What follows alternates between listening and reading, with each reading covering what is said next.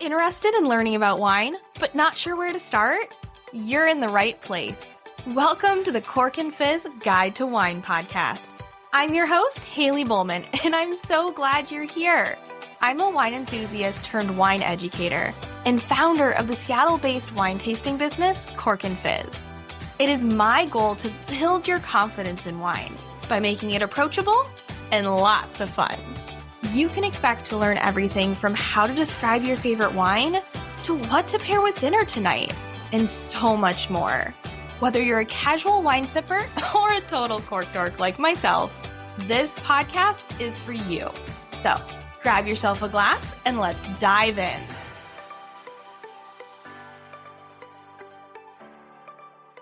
Hello and welcome back to the Cork Fizz Guide to Wine podcast.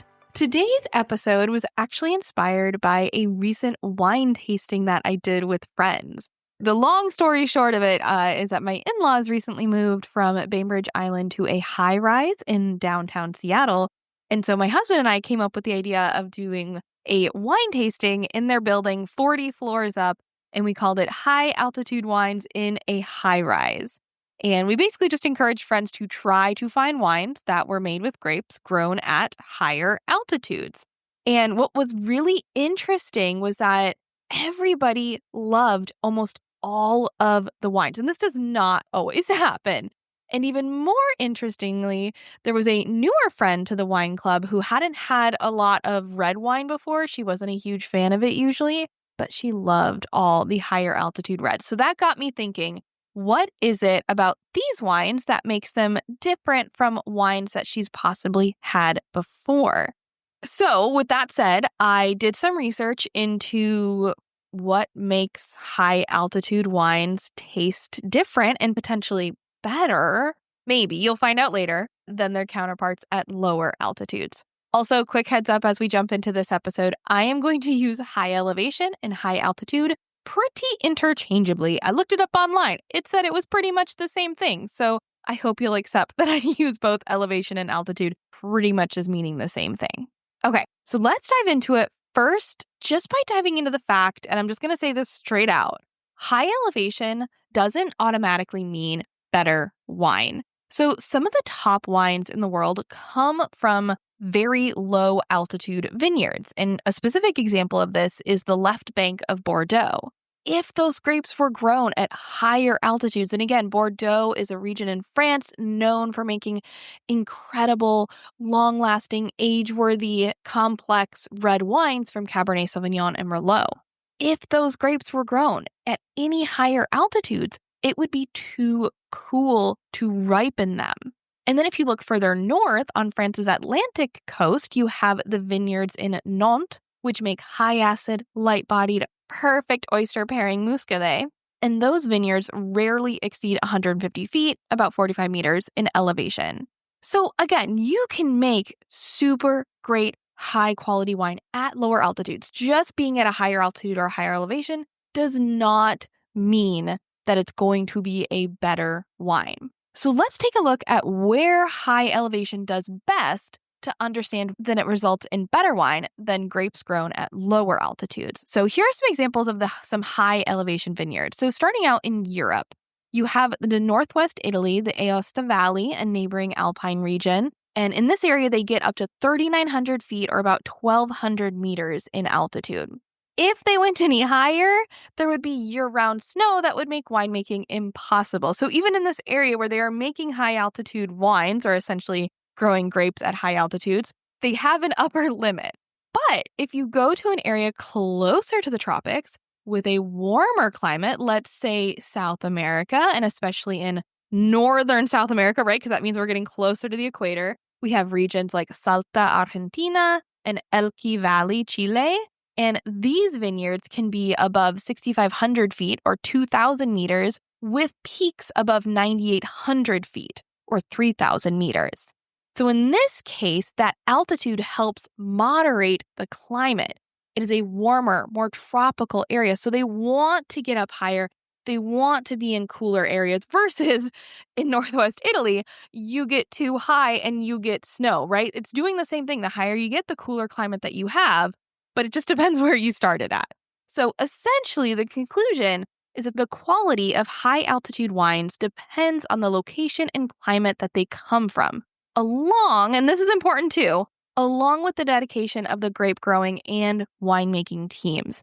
You will find out I have quoted many winemakers in this podcast because I think it is really important to note that not only is it like cool that these places are like, these grapes are growing at higher altitudes, so you have a cooler climate, it's still hard. So they need dedication from their grape growing teams and the winemaking teams.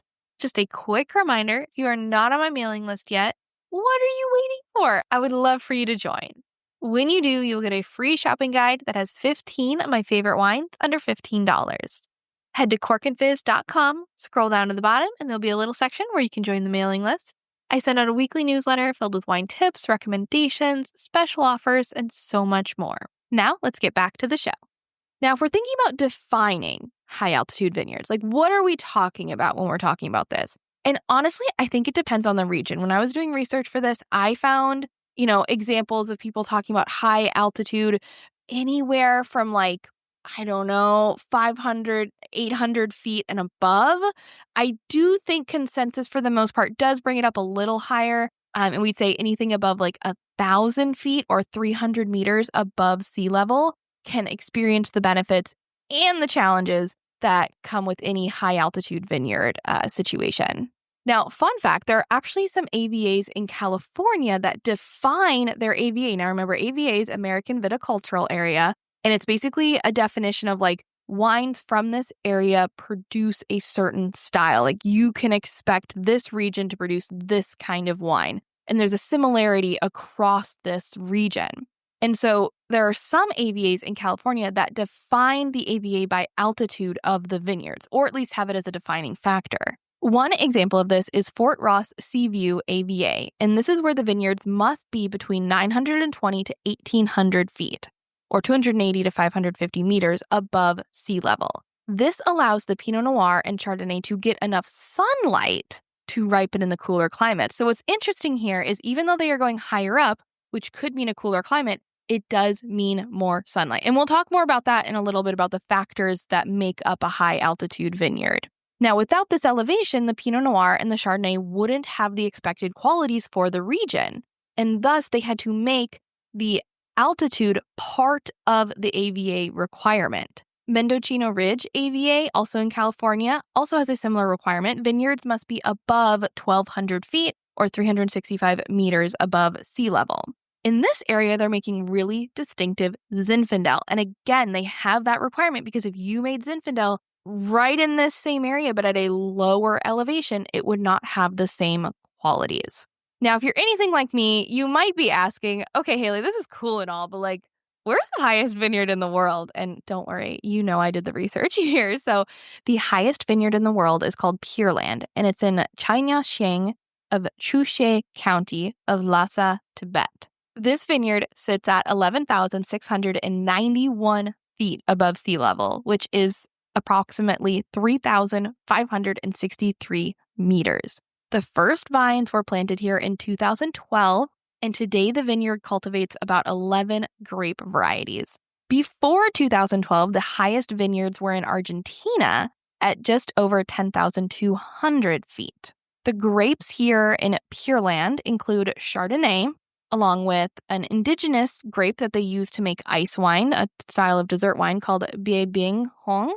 And they also have a red grape called Super High A that was specifically adapted for the region. Additionally, they cultivate grape varieties like Vidal, Muscat, Cabernet Sauvignon, Cabernet Franc, Merlot, and Petit Verdot. Though I am curious how the Cabernet Sauvignon and Merlot do in terms of ripening, because these are not grapes you typically see at higher elevations.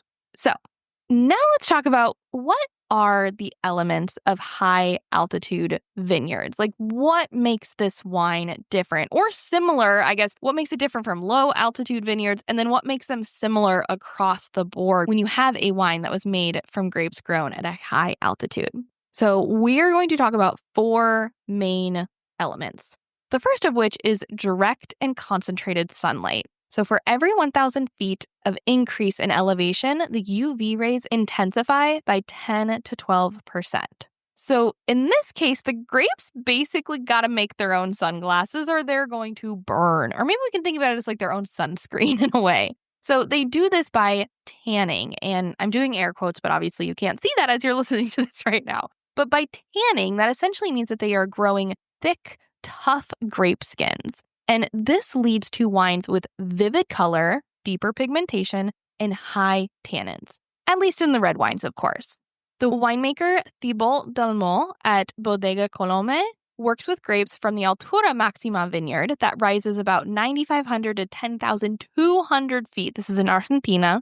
And he says the fruit has to protect itself from this high radiation, producing thicker and darker skins. So the wines have darker, deeper color and great tannic structure. The extreme conditions produce high-quality fruit and give us a great paradox. Very dark and concentrated wine, but elegant, fresh, and harmonious at the same time. So you're getting a lot of that intensity without it being over-concentrated, if that makes sense. Like, it's almost like it doesn't get too lush or too, like, flabby, because it has that nice, fresh, and harmonious note to it, which we'll talk about where that comes from another element, but it is due to that high elevation. Now, the second element that you will find in high-altitude vineyards is a dramatic temperature shift.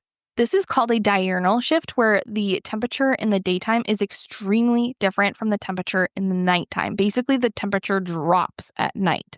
So this, combined with a short growing season, means you need grapes that ripen fairly quick. And this is why I am curious how Cabernet Sauvignon and Merlot ripen in that vineyard, in the highest vineyard in the world. But I did not look that up, so we're going to have to look that up after this. Okay, that diurnal shift. So when the temperature drops, what does this mean? So first of all, it means a lower sugar production in the grapes. Less sugar in the grapes will end up being lower alcohol in the wine, because there's less sugar for the yeast to eat, and thus less alcohol is produced. This temperature shift also preserves acidity in the grapes, leading to higher acidity and fresher wines. Vice President of Frari in Trentino, Italy, Marcello Luleni, says that altitude is the most important factor because we need the right acidity for the long maturation of our wines, which makes sense as they make vivid, sparkling wines in the Italian Dolomites. They need that stark acidity to make their sparkling wines. Jared Dixon, the director and winemaker at Gilly Wines in New South Wales, Australia, credits cool nights for the long ripening periods that help to improve the fruit quality. The idea is essentially slow and steady wins the race. So they're not looking to ripen these grapes quickly. We want there to be time for them to develop. It's almost like it's like when you're training for a marathon, you're not just going to like jump up and go try to run a marathon. You're going to take your time, and then, you're going to have off days where you get to relax and recharge and rest up, and then you're going to get back into it. And that's essentially what these grapevines are doing. During the day, they're training, they're starting to ripen, and then at night, they're getting to relax a little bit, and they're going to start to develop all these complex flavors due to this slower ripening. I love producing this podcast for you every week, but here's the truth. It's not free. That's why I'm so grateful for sponsors like VoChill, a brand I truly love and use myself. Nothing ruins the perfect afternoon out on the sunny patio like a glass of warm wine.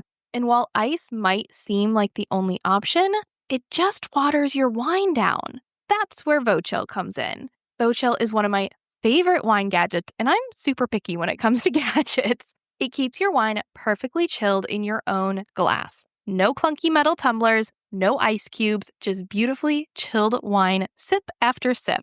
I don't drink wine in the summer without mine, and I've gotten all of my family and friends hooked as well. My mom used hers so much last year that one of her friends ended up getting one of her own as a Christmas gift. VoChill comes in stemmed and stemless styles and tons of colors, perfect for gifting or treating yourself. Head to vochill.com, that's VOCHILL.com, and use code CORKandFizz for 15% off your order. Another element of high-altitude vineyards is exceptional drainage. Most of these high-elevation vineyards, and we can also include steep inclines as well, because typically at high elevation, you're going to have some steep inclines. They are going to have rocky soil. And this rocky soil drains water quickly from the vines, and it forces the vine's roots to grow deep looking for water and nutrients. So whereas in lower altitude regions, you'll find roots that, maybe are about 3 feet in length, you can have roots that are upwards of 40 feet long in some of the higher altitudes in Napa Valley. This is also true in Aosta Valley, Italy, where Elena Charere, winemaker at Le Crete, says our soil composition allows our vine's roots to go very deep, which allows them to survive even in high water stress conditions. And if you're thinking, great, okay, cool, what's so great about roots having to be really long, right? Other than I guess it's really in the ground and they're not coming out. The benefit of this also means that you're going to have more concentrated grapes. The harder that the grapevine has to work typically means more flavor in your wine. The last element of a high altitude vineyard that we're going to talk about is ventilation. And this one's pretty straightforward, pretty simple. Basically means that they have great airflow. You're going to have more wind at higher elevations, right? When you're down at the bottom of a mountain versus top of the mountain, if there's any wind, you definitely feel it at the top. And this great airflow helps reduce the chance of disease. The ventilation plus a lower humidity and the great drainage means that many high-altitude vineyards can be grown organically as there is a lower risk of pests and fungus in the vineyards. Now, these were kind of all the positive elements, right, of a high-altitude vineyard. There are also major challenges of high-altitude vineyards, and I'm going to share 3 of them with you. The first one, so we talked about great drainage as a really wonderful thing for the vineyard. The problem is that one of the major challenges of high-altitude vineyards is irrigation, or essentially getting water. There's a vineyard manager at Bodega Colome in Salta, Argentina, Javier Grane, and he says that water is worth more than gold in the vineyard. So summers can be particularly hot in some of the world's mountainous winemaking regions, and rainfall can be incredibly minimal. And remember, again, these vineyards are high up, so they are getting direct sun. So it's basically like a desert climate at the top of these high elevation areas. Now, the high elevation vineyards don't suffer from changing climate as much as some of the lower elevation sites do, but one main increasing challenge is lack of water. Our vineyard manager over at Bodega Colome, as I mentioned before, that said water is worth more than gold, he goes on to say that all of the water used for their vineyards and actually for the hotel is sourced from streams and from the snowmelt cascading down the mountains. So it's imperative that they manage it well. He says, we have built a hydroelectric system that allows us to both collect this ultra pure water and generate electricity. In this way, we are self-sustaining. So again, water is incredibly important in these high elevation vineyards. Then we have to talk about labor. Many of these high elevation vineyards also include steep inclines, both to get to the vineyard and sometimes that are just present in the vineyard itself. And that can mean manual labor is the only option when it comes to vineyard care and harvest. Plus, many of these regions are fairly rural, so labor itself can be fairly scarce. An extreme example of this is in Grace Vineyards in Shanxi, China. It's only about a 2.5-hour train ride from Beijing, and yet they have limited vineyard workers available. Also, we're talking about in China, right? This is the most populated country, or one of the most populated countries. Their youngest vineyard worker at Grace Vineyards is 62 years old. So again, labor can be incredibly hard to find for these high altitude vineyards, and they need manual labor because it's sometimes the only option. You can't use some of the mechanical inventions because of the steep inclines to get to the vineyard and throughout the vineyard. Last thing we're going to talk about is the short growing season plus fairly unpredictable weather. So in general, high elevation vineyards tend to have grapes that are late budding. So the life cycle of a grape in the winter, they are dormant. So they're just chilling. And then in the spring, they start to bud, they start to flower. And then in the summer, that's when they start to, grow the fruit.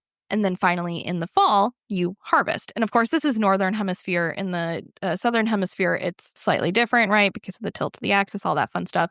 But just imagine that when the season is beginning to start, that is when you see budding. That is when the flowers start to happen. And in high altitude vineyards, that tends to happen late. This is because of the spring frost and cooler temperatures that last later.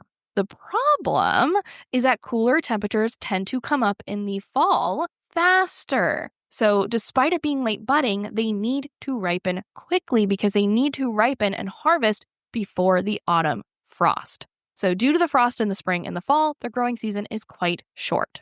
Then add to that diurnal shift, which slows down ripening. Some grapes simply won't ripen in these environments. And Cabernet Sauvignon is a great example of that, which is why Argentina is known for Malbec and not Cabernet Sauvignon, especially in their higher altitude areas, because Malbec grows so well at these high altitudes and is much faster at ripening. These areas also have unpredictable climate, right? So we talked about frost on either end. There's also the risk of hailstorms, low rainfall, temperature spikes. There's more.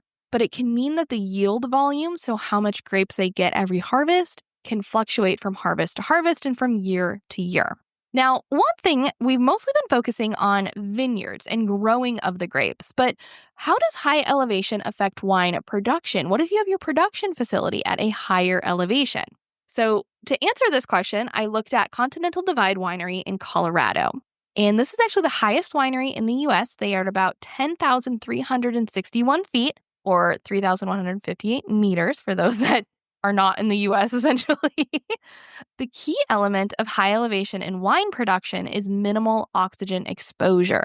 The thin air helps preserve the original taste of grapes for a longer period of time. So it's this scarcity of oxygen that contributes to wine production at a higher elevation. So oxygen is necessary for fermentation. So less of it can make spontaneous fermentation more difficult. So the winemaker may have to encourage the yeast to start acting and start eating the sugar. However, oxygen is also responsible for degrading color and aroma of wine once it's ready to bottle. So less of it helps retain the flavor longer. Less oxygen during winemaking results in slower and gentler fermentation.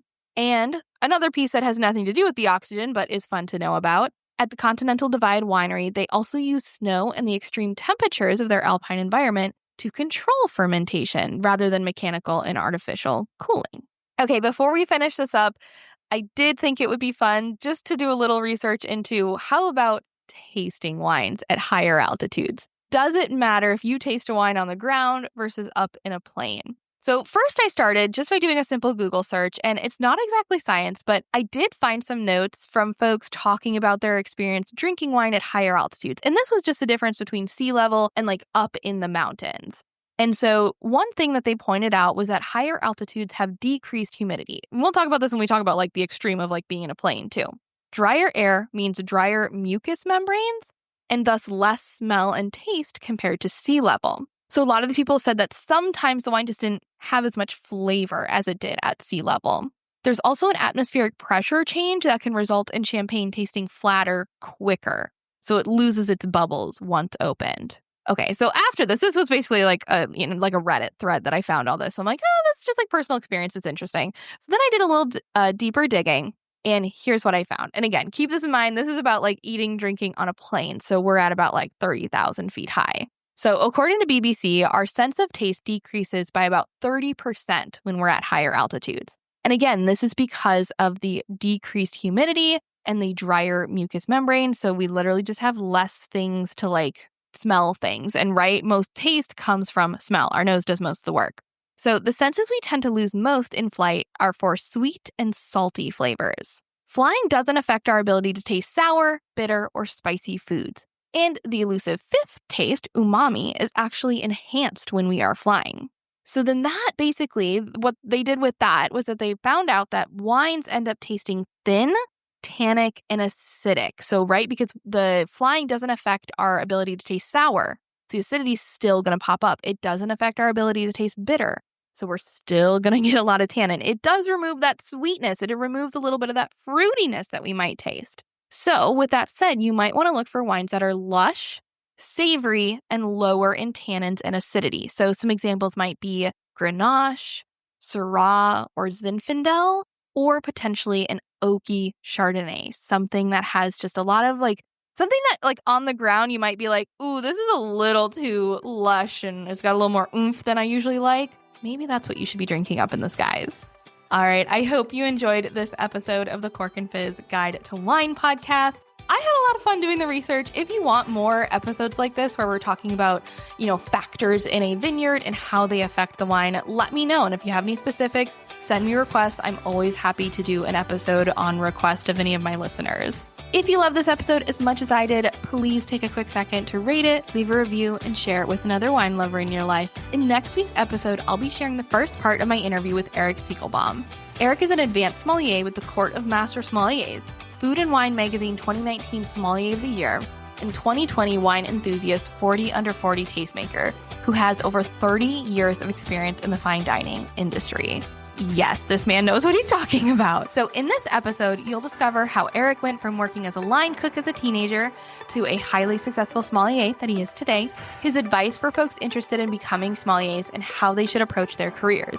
And my favorite part of the conversation, yes, I'm going to be biased here, but we talked about the psychology behind how different generations approach wine. So basically answering the questions of why do baby boomers tend to stick to the same kind of wine all the time? Are millennials and Gen Z drinkers just not interested in wine? And why is that? And is the wine world in danger due to these younger generations being less interested? It was a really cool conversation, and I think you're going to love it. Eric is incredibly knowledgeable, not just on wine, but on the business and psychology of it. So it is a very special conversation. Thanks again for listening. And if you want to learn more about wine, come follow me at Cork and Fizz on Instagram. And if you're interested in exploring new wines and joining an incredible community of wine lovers, be sure to sign up for my virtual tasting club, The Cork Crew. Head to thecorkcrew.com to learn more and use code WINESPECIAL to get your first 2 months for just $8 a month. Cheers!